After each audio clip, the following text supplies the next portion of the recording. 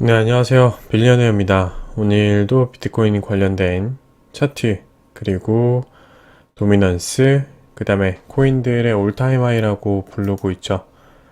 그래서 코인들, 어떤 알트코인들을 앞으로 매수해야 될지 좀 더 지켜보고 뉴스 두 가지를 가져왔어요. 한국은행, CBDC 관련된 뉴스와 그리고 비트코인에 관한 얘기인데, 먼저 오늘 장세를 설명드리면, 오늘 아침까지만 해도 분위기가 좋았습니다. 분위기가 좋았는데 가격이 올라주다가 갑자기 10시부터 급락해주고 반등해준 모습이고요.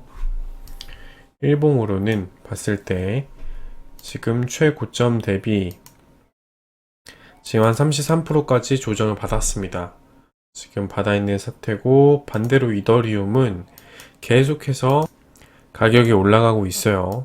지금 저점 대비 400%가량 올랐고, 지금 채널로 지금 살펴보면은 이 평행선 안에서 계속해서 지금 가격 상승해주고 있습니다. 거침이 없어요. 계속해서 매수세는 지금 달라붙고 있는 모습이에요. 네. 그리고 비트코인 캐시, 비트코인 SV, 그리고 라이트코인들도 비트코인에 따라서 가격 조정받고 반등 쳐주고 있는 모습이고, 이렇게 알트코인들의 대장인 이더리움이 강세를 보인다는 의미는 비트코인이 다시 회복세로 완전히 돌아설 때 보다 알트코인이 먼저 달려가겠다는 뜻입니다. 그래서 지금 비트코인 도미넌스를 살펴보면은 여기 부분에서는 김치코인들의 장세였어요. 제가 61라인이 비트코인 진영의 지지선이고, 여기가 뚫림과 동시에 알트코인 불장이 나올 거다라고 말씀드렸는데, 김치코인들은 흔히 저가형 코인들은 시총이 작기 때문에 뭐 비트코인 도미넌스에 큰 영향을 주지 못하다가 결국 무너졌죠.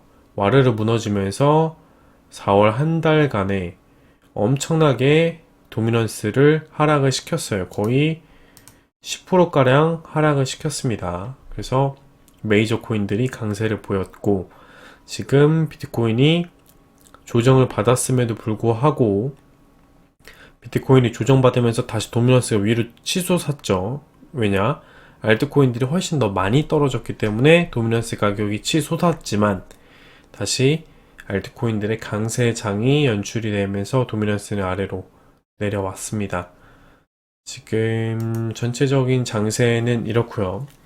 비트코인 이제 달러 차트를 살펴보도록 할게요.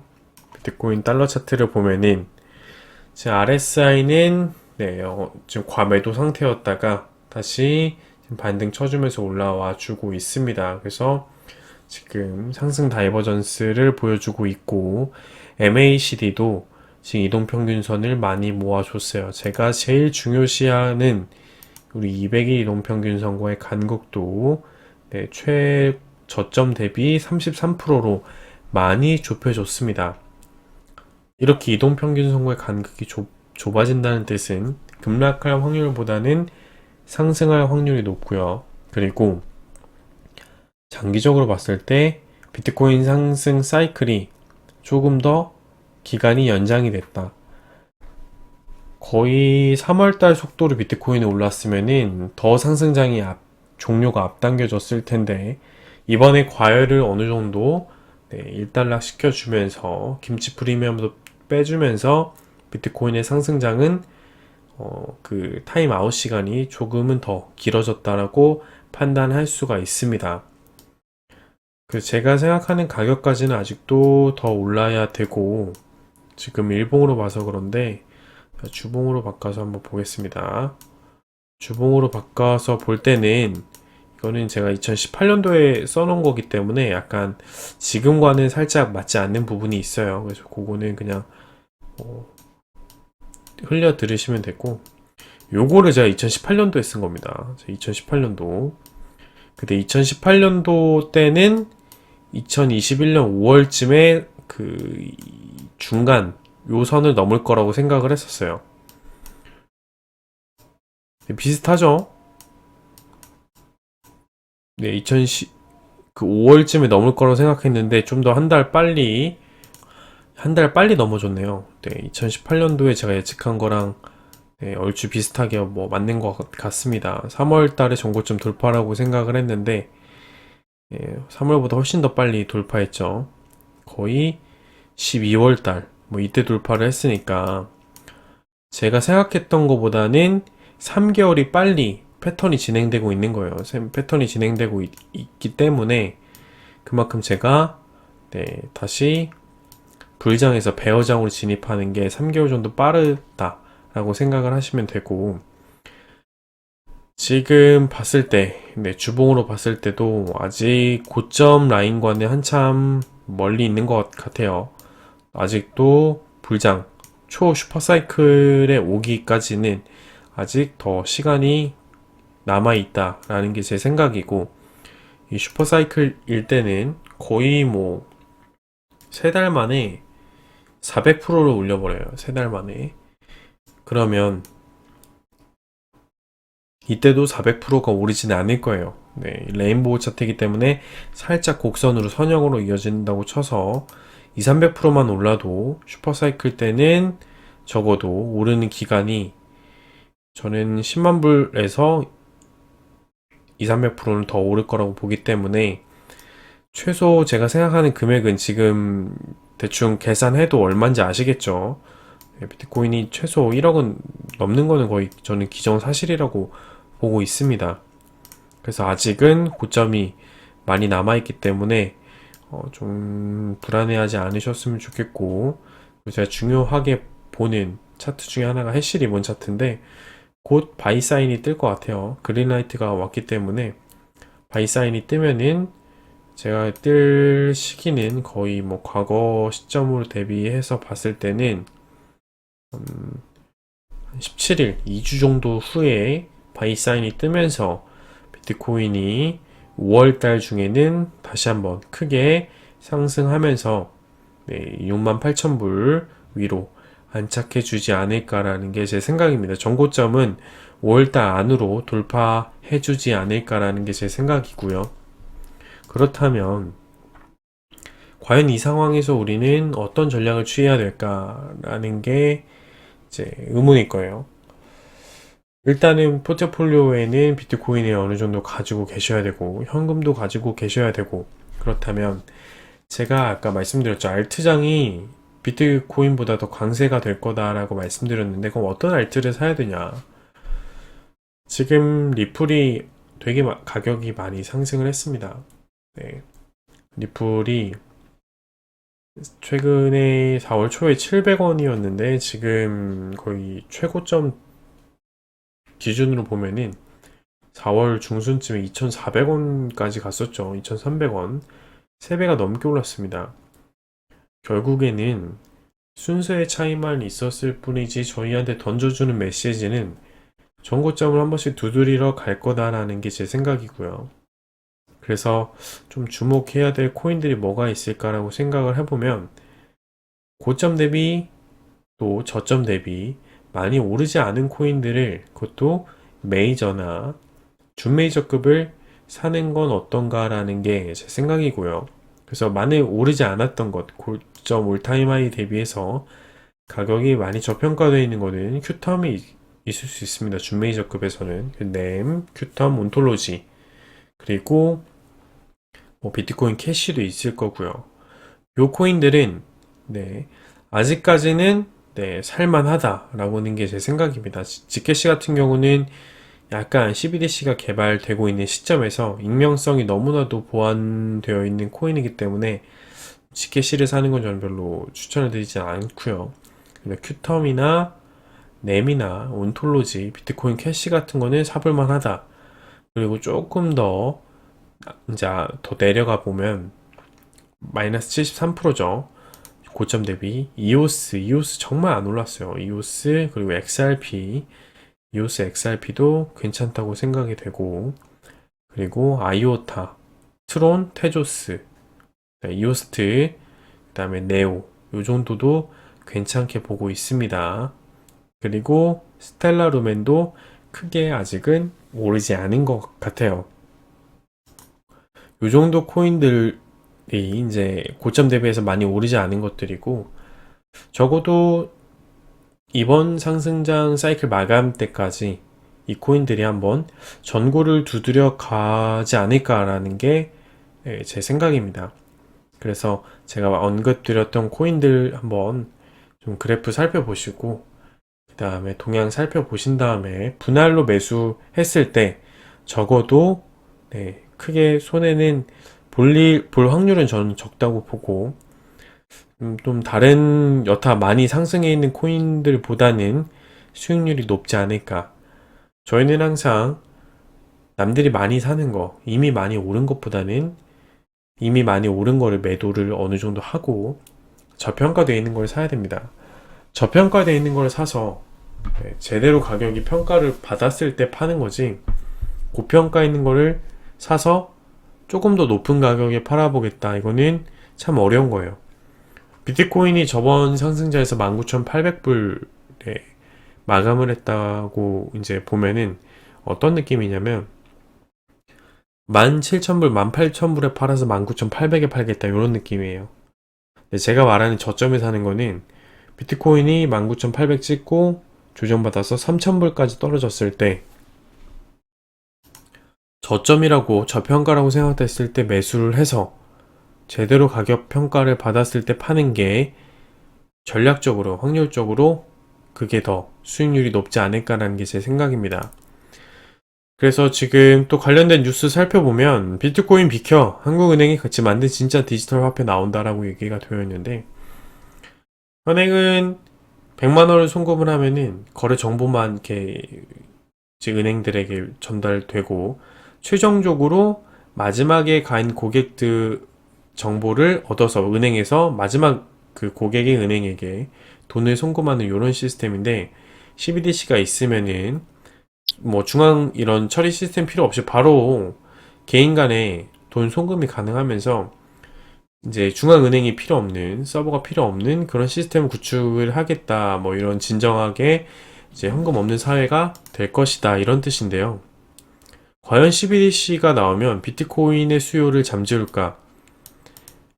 한국은행이 CBDC를 만들 때 어떻게 만들까요? 비트코인처럼 가격이 급등락하게 만들까요?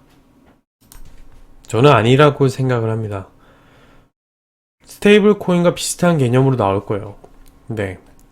비트코인처럼 급등락하게 만들고 지금 암호화폐처럼 약간 주식의 개념으로 만들기보다는 스테이블 코인과 같은 느낌으로 만들 겁니다.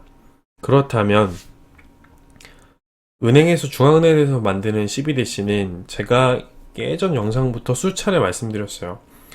지금에 있는 스테이블 코인과 큰 차이는 없어요. 그래서 서로 연결이 될 거라고 저는 봐요. 뭐 큰 차이가 없기 때문에 동시에 사용되는, 그래서 지금 기존에 있는 스테이블 코인들보다는 앞으로는 CBDC의 활용도가 조금 더 많아지겠죠. 왜냐하면 그래도 중앙은행에서 보증을 하고 발행을 하는 거니까. 그래서 CBDC가 나오면은 기존에 있는 스테이블 코인의 활용성은 조금은 줄어들 거라고 보고, 결국에는 이 CBDC는 진짜로 돈 대신 쓰이게 될 거고요. 이 암호화폐를 CBDC로 바로 살 수 있는 날도 오겠지만 그 전까지는 스테이블 코인으로 암호화폐를 살 겁니다. 비트코인을 살 거예요. 그 중간 단계를 스테이블 코인이 하는 거지, 미래에는 CBDC로 저는 바로 비트코인이나 이더리움을 살 수 있는 단계가 온다고 생각을 합니다. 네, 그래서 그 중간 역할을 하는 게, 바로 넘어가는 거는 혼란스럽기 때문에 중간 역할을 하는 게 스테이블 코인이라고 옛날부터 말씀을 드렸어요. 그래서 오히려 CBDC가 나오면 비트코인의 뭐 흥행을 이제 뭐 없앨 것이다, 이런 게 아니라 오히려 비트코인의 장기적인 롱텀으로 봤을 때는 비트코인이 암호화폐 산업이 발전하는데 큰 역할을 할 것이다 라는 게 제 생각입니다. 그래서 한은이 만드는 CBDC는 여러분들이 원하는 이런 가격이 올라가는 비트코인, 이런 것과는 다른 개념입니다. 그래서 지금 되게 사람들이나 이 뉴스나 잘못 관점을 갖고 있는 것 같아요. 네. 비트코인이 좋아서 사는 거, 돈 대신 쓰려고 사는 게 아니라 가격이 올라가니까, 네, 현금의 가치가 떨어지니까 해칭의 용도로 사는 거지, 네, CBDC, 스테이블 코인 사는 사람 없습니다. 네. 돈 튀겨보겠다고 스테이블 코인 사는 거는 뭐 환치기 빼고는 없을 거예요. 그렇기 때문에 이 뉴스는 뭐 비트코인의 수요를 잠재울 거고는 저는 좀 틀린 뉴스가 아닐까라고 생각을 하고요. 그리고 비트코인 폭락이 20대 극단적 선택, 뭐 코인 투자 실패 이런 뉴스가 나오고 있어요.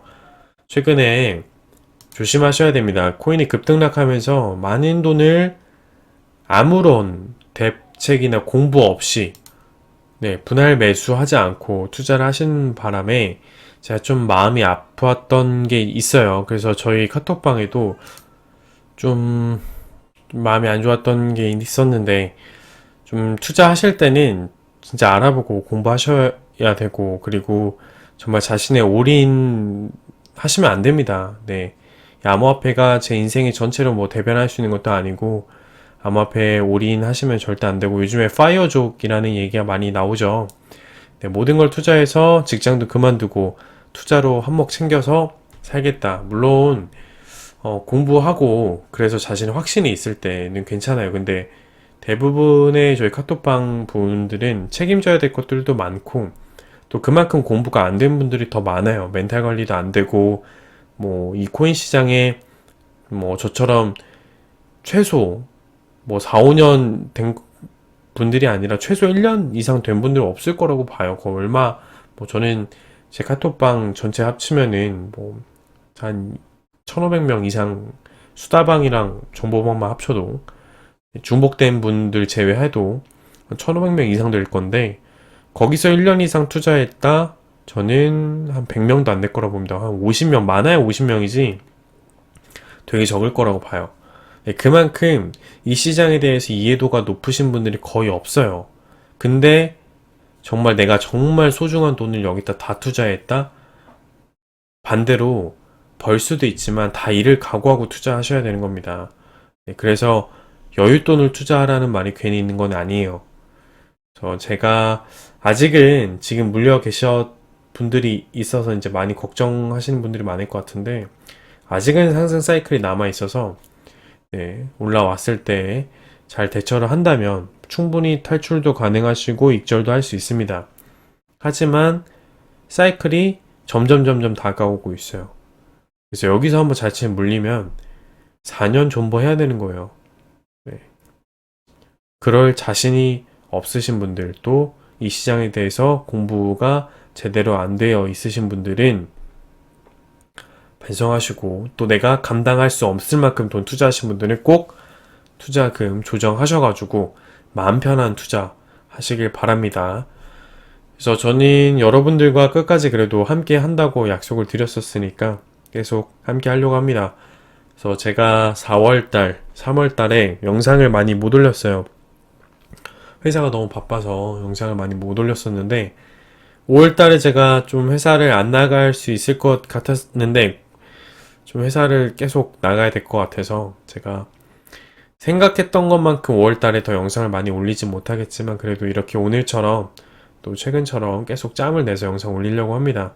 그래서 제 영상 올리려고 하는 이유는 말씀드렸던 것처럼 중요한 시기예요. 정말 중요한 시기고 3, 4월은 뭐 가만히 있어도 돈 버는 장이었다면 지금부터는 정말 하드코어로 더 극단적이게 변동성도 심해질 거고 더 어려워질 거예요. 그래서 좀 여러분들과 함께 하려고 하니까요. 영상 뭐 출근길에 들으실 수 있도록 이렇게 지속적으로 업로드 할 테니까 끝까지 지켜봐 주셨으면 좋겠습니다. 네, 지금까지 빌리어네어였습니다. 제 영상이 도움이 되셨으면 구독, 좋아요, 알림 설정 부탁드리고 시간 되시는 분들은 광고 시청까지 해주시면 더할 나위 없이 감사드리겠습니다. 감사합니다. 지금까지 빌리어네어였습니다.